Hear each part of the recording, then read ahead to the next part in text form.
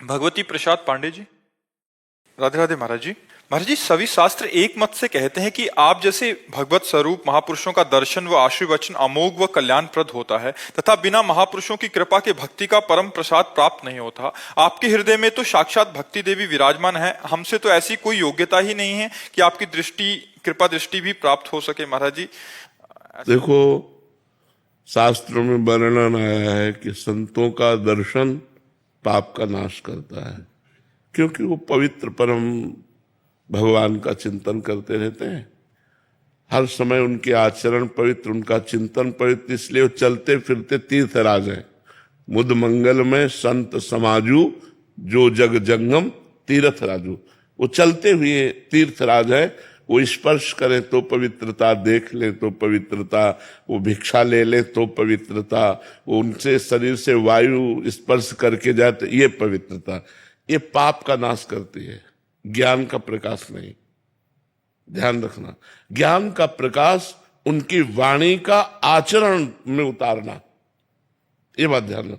संत दर्शन से भगवत प्राप्ति हो जाती है, ऐसी बात हम नहीं कहेंगे।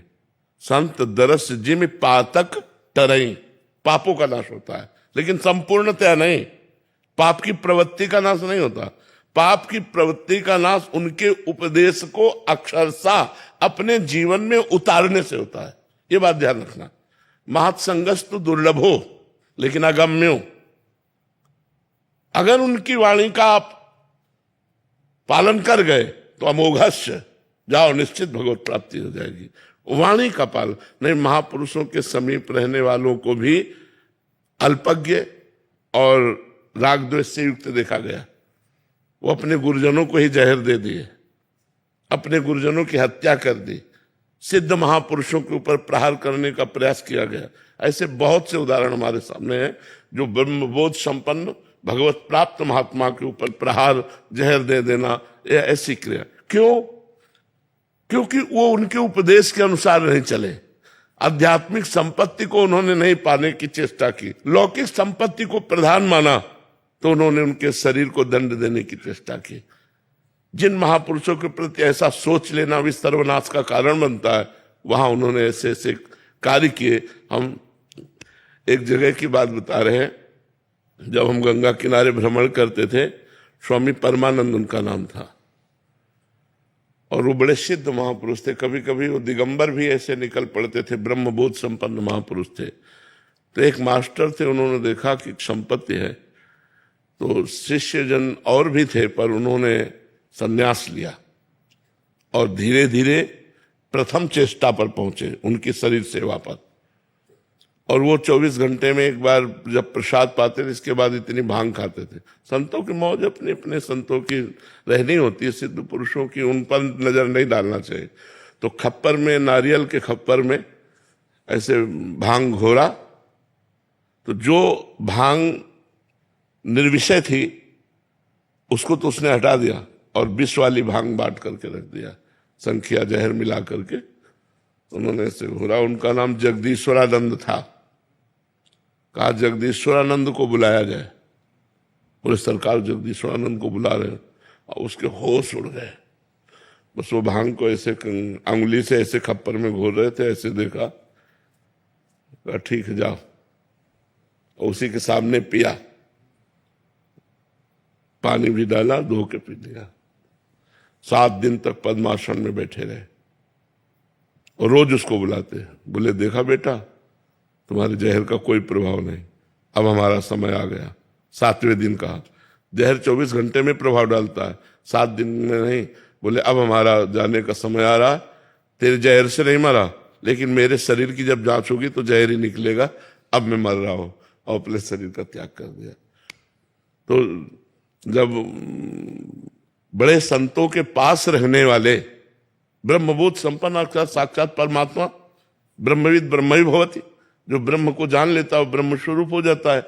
ऐसे ब्रह्म स्वरूप महापुरुष के वचनों पर ना चलने के कारण संपत्ति पर दृष्टि रखने से अज्ञान अंधकार को प्राप्त हुआ, घोर दुर्गति को प्राप्त हुआ।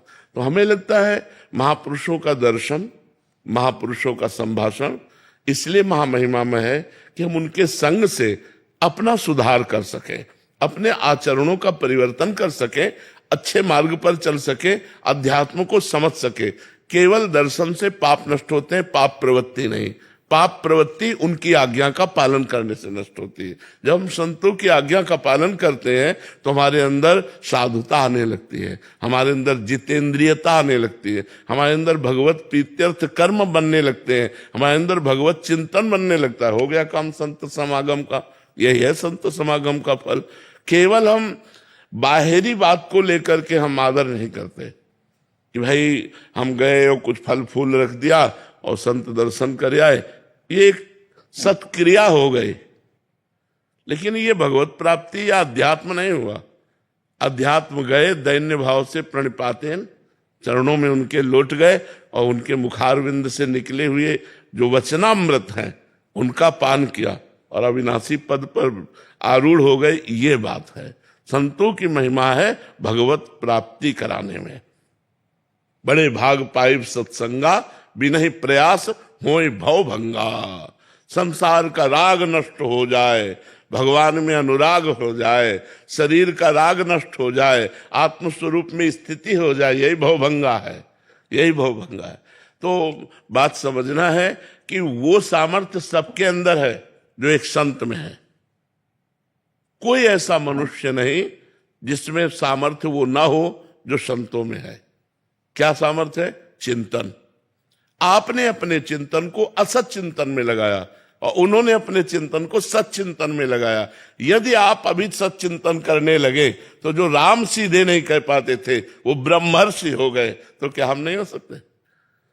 विचार करो, जो सीधे राम नहीं बोल पाते थे, उल्टा राम जपत जग जाना। अगर हम नाम सीधा जपेंगे, भगवत चिंतन करेंगे, तो हमें भगवत प्राप्ति नहीं हो जाएगी? हो जाएगी। हम वैसे ही संत बन जाएंगे, वैसे ही भगवान के निज जन बन जाएंगे जैसे बड़े बड़े महापुरुष हैं। बस हमको उनके मार्ग पर चलना होगा। जो महापुरुष आदेश करते हैं उस पर हमें बिना विचार के चलना होगा, तभी हम आगे बढ़ सकते हैं।